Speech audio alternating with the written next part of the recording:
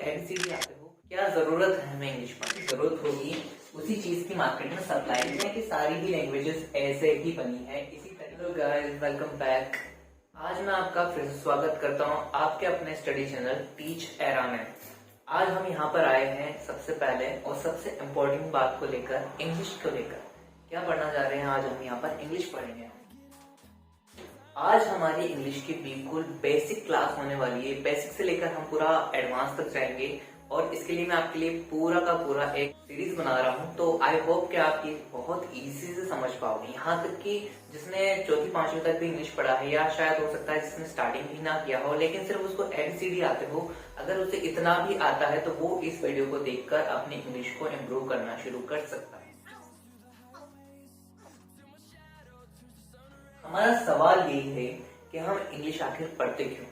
क्या जरूरत है हमें इंग्लिश पढ़ने? हमारी ऑल ओवर वर्ल्ड में लगभग 300 से ज्यादा कंट्रीज हैं, 300 से प्लस कंट्रीज है, 300 से ज्यादा है इट मीन्स।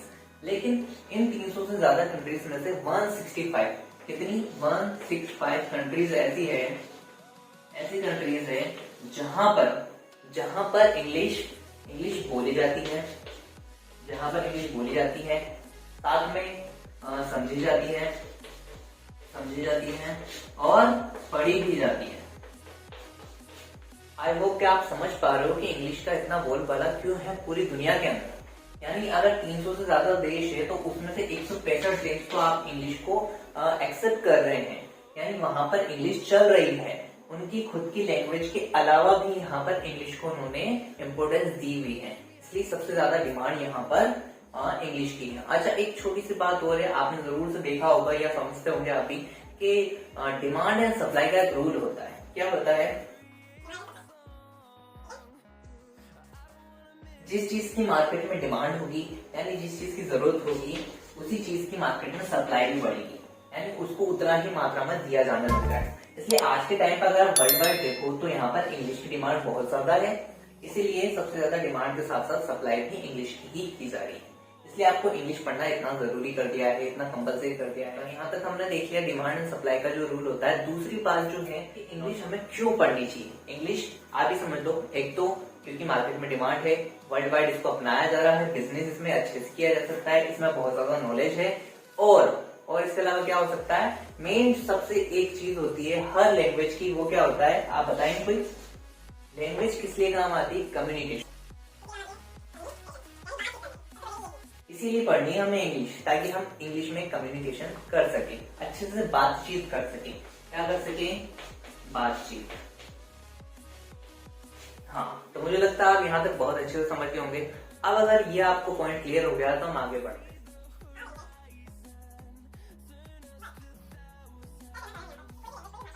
आप जानते हैं एक बेसिक तरीका होता है बात करने का, जो सबसे पहले आया था उसको कहते हैं हम सांकेतिक,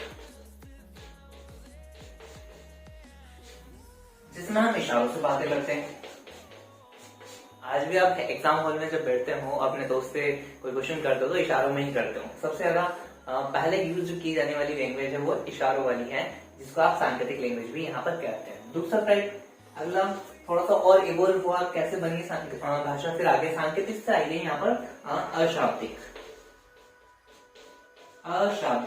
जैसा कि आपको नाम से क्लियर हो रहा होगा, अशाब्दिक जिसमें शब्द नहीं होते लेकिन केवल ध्वनियां होती है। अच्छा, थोड़ा सा और समझाता हूँ आपको। इशारों में जैसे फेशियल एक्सप्रेशंस, आपके हाथ के इशारे, जैसे हाई बाय आज भी आप करते हो, कई बार दूर से ही सामने वाला समझ जाता है, वो सारे इसके अंदर आ जाते हैं। लेकिन जो अशाब्दिक है इसमें आवाजें आती है, सिर्फ आवाजें। जैसे आपने देखा होगा आज भी जो बंदर होते हैं वो अलग अलग तरह की आवाज निकालते हैं, जो दूसरे जीव होते हैं वो अलग अलग तरह की आवाज निकालते हैं, तो उनको कहते हैं अशाब्दिक कम्युनिकेशन, यानी अशाब्दिक तरीके से वो बातें करते हैं। और तीसरा आया है हमारा शाब्दिक, जिसमें हमने शब्दों का इस्तेमाल किया है। देखो समझो, यहाँ पर संकेत करते थे, यहाँ पर ध्वनि आ गई। अब इन्होंने क्या किया, ध्वनियों को आपस में जोड़ दिया, और जोड़ने से उनके वाक्य बने हैं, वाक्य को जोड़ने से उनकी भाषा बन चुकी है। अब बताइए, क्या आपको समझ में आ गया कैसे बनी है लैंग्वेज? कैसे ये दुनिया की सारी ही लैंग्वेजेस ऐसे ही बनी है, इसी तरीके से बनी है। यही आपका लैंग्वेज का इतिहास है। सारी लैंग्वेज इसी रूल को फॉलो करती है। तो दूसरा पॉइंट भी आई होप आपको ये पूरी तरह से समझ में आ गया हो। अब हम आगे बढ़ते हैं। जब भी हम इंग्लिश की बात करते हैं तो इंग्लिश को दो पार्ट में डिवाइड किया जाता है। मेनली इंग्लिश को दो ही पार्ट में डिवाइड किया जाता है। अब आप वो समझ लीजिए, पहला ग्रामर, इसको आप हिंदी में व्याकरण भी कहते हैं, और दूसरा पार्ट क्या होता है हमारा टेक्स्ट बुक्स, जिसको आप कहते हैं पाठ्य पुस्तकें। अगर आप स्कूल में हैं, कॉलेज में, तो आपको ये देखने को जरूर मिलती है और बचपन से हमें पढ़ाई जा रही है। बचपन से पढ़ रहे हैं, हम ग्रामर भी पढ़ रहे हैं और टेक्स्ट बुक्स भी पढ़ रहे हैं। लेकिन आपको ये समझना चाहिए कि आखिर इंग्लिश में इन दो चीजों का क्या रोल है, किसका कितना वेटेज है, किसको किस वजह से पढ़ते हैं, रीजन क्या है बिहाइंड दिस, इन सभी के पीछे का रीजन क्या है वो आपको समझने की जरूरत है। देखिए, ग्रामर हम क्यों पढ़ते हैं किसी भी लैंग्वेज में, चाहे वो हिंदी हो, चाहे वो आपकी उर्दू हो, चाहे वो संस्कृत हो, चाहे वो इंग्लिश हो, दुनिया की कोई भी लैंग्वेज वाले सब्जेक्ट की यहाँ बात की जा रही है, कोई भी लैंग्वेज वाला सब्जेक्ट हो, उसकी ग्रामर हम सिर्फ एक ही रीजन से पढ़ते हैं, ताकि हम उसको सीख सकें, उस लैंग्वेज को हम सीख सकें। समझ पा रहे हो क्या? ठीक है, उस लैंग्वेज को सीखने के लिए। क्यों? क्योंकि सारे रूल्स जो होते हैं, जो नियम होते हैं, वो सब किसमें लिखे होते हैं? आपके ग्रामर के अंदर लिखे होते हैं। और जो प्रैक्टिसेस होते हैं, आपको पता चलता है कि लैंग्वेज बनी कैसे है, वो सब कुछ इसमें पता चलता है हमें ग्रामर के अंदर। इसलिए अगर उस लैंग्वेज को आपको सीखना है तो आपको सबसे पहले उसकी ग्रामर पे पकड़ बनानी होगी। ये तो हो गया आपका पहला केस ग्रामर के बारे में, ग्रामर क्यों पढ़नी चाहिए, आपको क्यों आनी चाहिए ग्रामर। क्लियर? दूसरा है आपका टेक्स्ट बुक। अब इनकी क्या वैल्यू है, क्यों हमें 1 to लेकर 5 to लेकर कई बार 12 तक भी हमें इंग्लिश की बुक्स पढ़ाई जाती है। अगर आपने इंग्लिश एज अ सब्जेक्ट नहीं लिया था तो भी आपको कंपलसरी तौर पर इंग्लिश की बुक्स पढ़नी ही पड़ती है। लेकिन क्यों? अब इसका भी रीजन समझ लीजिए आप। टेक्स्ट बुक जो होती है उसमें दो चीजें होती है, मेनली किसी भी टेक्स्ट बुक के अंदर दो चीजें होती हैं, जिसको आप जानते हो। जो यूनिट्स होते हैं वो दो तरह के होते हैं। पहला स्टोरी टाइप, जिसमें स्टोरीज होती है आपके, और दूसरा पोएम टाइप, जिसमें आपके कविताएं होती है। क्या होता है, आप कभी भी नोटिस करना, स्टोरी जो पोएम होती है उनमें से कैरेक्टर्स चेंज हो जाते हैं, उनकी थीम चेंज हो जाती है, लेकिन उनकी जो मोरल है वो हमेशा ही एक, शिक्षाओं को हम अपनी लाइफ में अप्लाई करें।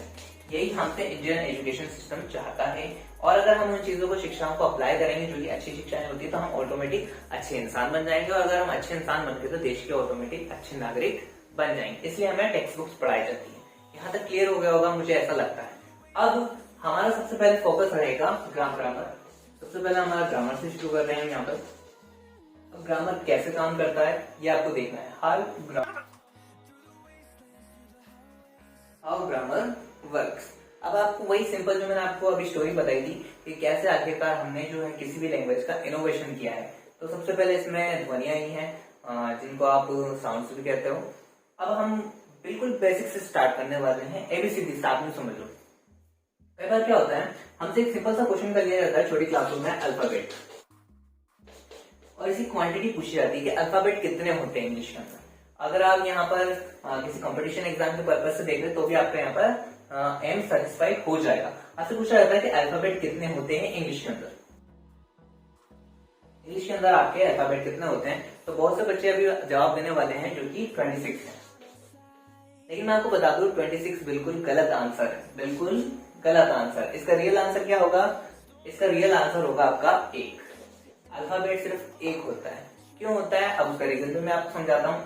क्योंकि इंग्लिश में जो लेटर्स होते हैं, लेटर्स वो कितने होते हैं? 26। ठीक है, और जो अल्फाबेट होता है वो 1 होता है। अब इसके पीछे का रीजन समझो। लेटर को हिंदी में हम कहते हैं अक्षर, वर्ण, और कई बार ध्वनि भी कहते हैं।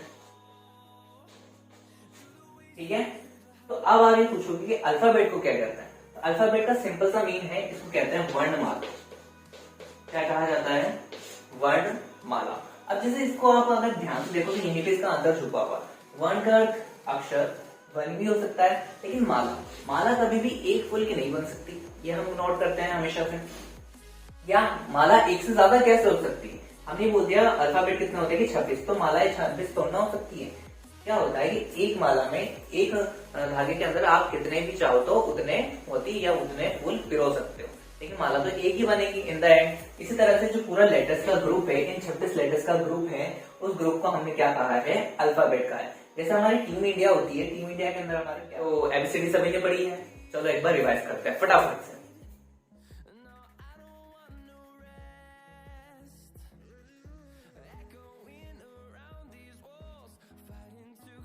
क्लियर? एक बार मैं आपके बोलिए बता देता हूँ।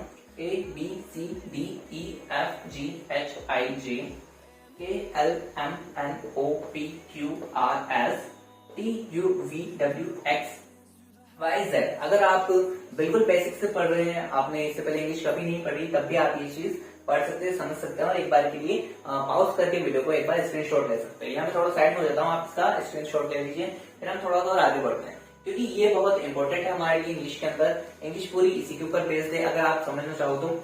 उसके बाद मैं आपको इसका शॉर्ट फॉर्म भी बताता हूँ। अच्छा, इसको कहते हैं कैपिटल फॉर्म,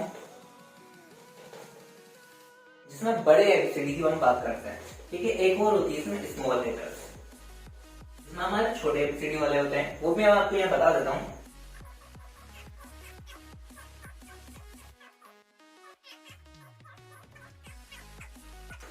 कंप्लीट आ गया यहाँ तक समझ में? अगर आपको ये समझ में आ गया है तो डन कीजिए, मुझे कमेंट में बताइए आपको यहाँ तक समझ में आ गया है। फिर मैं आपको बताता हूँ आगे कि हमें इसके आगे और क्या पढ़ना है। आज मैं आपका बहुत कुछ यहाँ पर बेसिक जो होता है इंग्लिश के बारे में वो क्लियर करके करना चाहता हूँ। वो भी आपने ये लिख लिया हो या इसका स्क्रीनशॉट ले लिया हो। तो साथ के साथ अगर आप नोट्स बनाते हैं तो बहुत अच्छी बात है, या आपकी स्टडी को एक लेवल और आगे तक ले जाने में मदद करते हैं। आगे एक पॉइंट और आता है जिसको हम कहते हैं वोवेल। क्या कहते हैं इसको? वोवेल। इसको हिंदी में कहा जाता है स्वर। हिंदी में इसको कहा जाता है स्वर, क्योंकि आपने हिंदी में पढ़े होंगे जो अ से लेकर अ तक होते हैं, वहां पर हमारे 11 स्वर होते हैं, लेकिन हमारे यहाँ पर वोवेल के अंदर, इंग्लिश के अंदर मेन बेसिकली 5 ही स्वर होते हैं। और से देखो तो ये हमारे लेटर्स ही है, जिसके अभी हमने जस्ट थोड़ी देर पहले बात की है। हाँ बिल्कुल ये वही लेटर्स है, लेकिन उनमें से हमने छाट लिए इनको, स्पेसिफिक लेटर्स है यहाँ पर जिनकी हम बात कर रहे हैं। अब यही 5 क्यों है, इसके पीछे का रीजन समझो कि इनको बोलते वक्त देखो लिखने में सब सेम है, ए से लेकर जेड तक बिल्कुल सारे ही आपके जो लेटर्स है वो सेम आएंगे, ए से लेकर जेड तक। लेकिन बोलते वक्त जब आप इनको बोलोगे, इन लेटर्स को बोलोगे, तो बोल के देखो आप खुद से, ए ई आई ओ यू, ये बहुत इजीली बोल पा रहे हो आप। इनको बोलने के लिए आपको रुकना नहीं पड़ रहा, आपकी जुबान को रुकना नहीं पड़ रहा है और इजीली फ्लो हो पा रहा है। ठीक है, इसलिए इनको स्वर कहा जाता है। क्या कहा जाता है? इनको स्वर कहा जाता है। इंग्लिश में इनको वोवेल्स कहते हैं। इनके अलावा जो हमारे होते हैं उनको कहा जाता है कंसोनेंट। क्या कहा जाता है? कंसोनेंट। इनको हिंदी में कहा जाता है व्यंजन। व्यंजन कहा जाता है। अच्छा, इनकी क्या खासियत है कि इन 5 के अलावा जितने भी होते हैं, जैसे B C D F G, ये सारे आपके इसी के अंदर आते हैं। अब इनमें क्या खासियत है और इनमें क्या फर्क है, ये मैं आपको समझाना चाह रहा हूँ कि आखिर ये बने क्यों है और ये क्यों अलग है इनसे। देखिए, मैंने आपको रीजन बताया कि स्वर क्यों पूरे होते हैं, क्योंकि वो आसानी से बोले जा सकते हैं और उनको बोलने के लिए किसी और चीज को ऐड नहीं करना पड़ता। लेकिन जितने भी आपके कंसोनेंट है, जितने भी आपके व्यंजन, उनको लिखने में कोई प्रॉब्लम नहीं है, पहले बता दें मैंने। लेकिन बोलते वक्त इनको किसी न किसी लेटर की, किसी न किसी वोवेल की जरूरत पड़ती है। जैसे बी, देखो आप बोल के देखो बी, जब आप बी बोल रहे हो तो बोलने में कोई दिक्कत नहीं है, बी आप इजीली बोल पा रहे हो। लेकिन अगर जब आप इसका पोस्टमार्टम करते हो, आप देखते हो इसको बोलते कैसे, तो बा में ई की मात्रा आप जोड़ देते हो, तब जाके क्या कहलाता है ये बी। या इंग्लिश में भी आपको बताऊं तो बी प्लस आई की मात्रा जोड़ दी, तब जाके कहलाता क्या है? बी। वरना इसका अर्थ क्या निकलेगा? ब ब ब आप बोल नहीं सकते, बिना किसी वोवेल के आप किसी कंसोनेंट की आवाज निकाल नहीं सकते। मेरे को लगता है कि आप ये बात समझ पा रहे हो कि ये वोवेल में क्या फर्क होता है। ये अपने आप में पूरे होते हैं, इनको इजीली बोला जा सकता है, और कंसोनेंट अपने आप में पूरे नहीं होते, अधूरे होते हैं, इनको बोलने के लिए किसी न किसी वोवेल को ऐड करना पड़ता है। क्या आप ये समझ पाए? क्या एफ। अब जैसे मैं आपके सामने एग्जांपल ले लेता हूँ यहाँ पर एफ का। अब एफ को कैसे बोलते हो आप? इसमें ए जोड़ना पड़ेगा और फिर फ लगता है, तब जाके क्या कहलाता है? ये एफ। इसी तरह से इंग्लिश में कैसे जोड़ोगे आप? इसमें इंग्लिश में ई प्लस एफ, तब जाके क्या कहलाता है? ये एफ। क्या आप ये बात समझ पाए हो? यहाँ पर भी हमने अपने एक वोवेल को जोड़ा है, तब जाके हम इस चीज को बोल पा रहे हैं। क्या आप वोवेल और कंसोनेंट में मतलब अंतर समझ पाए हो? आई होप समझ पाए हो। आप थोड़ा सा और आगे, कंसोनेंट में आपको एक ध्यान रखने वाली बात मैं और यहाँ बताता हुआ चलता हूँ। कंसोनेंट के अंदर ओनली जो वाई होता है और जो डब्ल्यू होता है, ये हमारे सेमी वोवेल्स कहलाते हैं। क्या कहलाते हैं? हमारे सेमी वोवेल्स। यानी इनको हिंदी में अगर मैं बताऊं आपको तो अर्ध स्वर भी कहते हैं, आधा स्वर कहा जाता है इनको। क्यों? कई बार आपने देखा होगा कि जब इन लेटर्स का यूज हम लास्ट में करते हैं, किसी वर्ड के लास्ट में करते हैं, किसी भी शब्द के लास्ट में करते हैं, तो ये भी एक तरह के स्वर की तरह साउंड देता है। जैसे वाई का मैं आपको एग्जांपल बताऊं, जैसे सिटी में CITY, तो यहाँ पर तो आई आ रहा है इसलिए सी बन रहे हैं यहाँ पर, लेकिन वाई भी तो यहाँ पर आई का साउंड दे रहा है, सिटी पढ़ते हैं हम इसको। यहाँ पर भी हमारा जो ये वाई है वो एक सेमी वोवल की तरह काम कर रहा है। इस तरह से जो डब्ल्यू रहता है हमारा वो भी इसी तरह से वर्क करता है, जैसे येलो ओ के साथ जुड़ जाता है ये, व की मात्रा ओ का वाला साउंड देता है। इसी तरह से ये हमारा सेमी वोवल कहलाता है। लेकिन हर केस में नहीं होता है। जब भी इसका स्टार्टिंग में हम यूज करते हैं तो इस तरह का साउंड नहीं देता। जैसे आप कहते हैं डब्ल्यू फॉर वॉच, तो डब्ल्यू ए, तो उसके साथ वॉच वो वाला साउंड नहीं देता। इस तरह से अगर वाई से कोई चीज स्टार्ट होगी जैसे याक, तो वहां पर ये हमारा सेमी वोवल नहीं रहता, वहां पर सिर्फ कंसोनेंट की तरह बिहेव करता है। मुझे लगता है आपको इतना समझ में आ गया होगा, दोनों के बीच में डिफरेंस समझ में आ गया होगा। और आज की जो क्लास है आपको बहुत ज्यादा पसंद आई होगी। ये हमारी पहली क्लास है, इसके बाद आगे और भी सीरीज आने वाली है। मुझे लगता है आपको बहुत ही अच्छे से समझ में आया होगा। नहीं समझ में आया कुछ भी अगर, तो आप वीडियो को दोबारा रिवाइंड करके देख सकते हैं। इसके अलावा अगर आपका कोई भी क्वेश्चन है हमसे, कोई भी रिगार्डिंग इंग्लिश से रिगार्डिंग या हिस्ट्री से रिगार्डिंग 11th-12th की, या आप ज्योग्राफी से रिगार्डिंग कोई आपका क्वेश्चन है, या पॉलिटिकल साइंस से, तो आप हमें कमेंट बॉक्स में कमेंट करके बता सकते हैं। हम जितना हो सकेगा हमारा पूरा 100% देकर आपकी हेल्प जरूर करेंगे। और इस चीज को मैं कंटिन्यू करने वाला हूँ, पूरी सीरीज आने वाली है हमारी। आज हमने सिर्फ यहाँ पर ही समझाया कि लेटर्स क्या होते हैं, इनमें वोवेल्स कैसे डिफरेंशिएट किया जाता है, कंसोनेंट कैसे डिफरेंशिएट किया जाता है, और मैं थोड़ा सा आपको आगे वाली वीडियो में आने वाली इंफॉर्मेशन बता देता हूँ। इसके बाद हम जानेंगे कि वर्ड्स कैसे बनते हैं। ठीक है, वर्ड्स कैसे बनते हैं, वर्ड्स की टाइप क्या होते हैं, पार्ट ऑफ स्पीच किसे कहते हैं, जो हमारे पहला पायदान होता है इसमें, उसके अंदर हम पढ़ेंगे noun, pronoun, verb, adverb, adjective. ये सारी चीजें हम इसके अंदर कवर अप करेंगे, जो पूरी सीरीज हमारी आने वाली है। तो आप सब्सक्राइब जरूर कर लीजिए हमारे चैनल को। और वीडियो अगर आपको पसंद आई है, इंफॉर्मेटिव लगी है, तो आप जरूर से हमारे वीडियो को लाइक कीजिए और ज्यादा से ज्यादा अपने दोस्तों के साथ, और जो इंग्लिश पढ़ना चाहता है वाकई दिल से, उसके साथ इसको शेयर जरूर कीजिए। Thank you so much.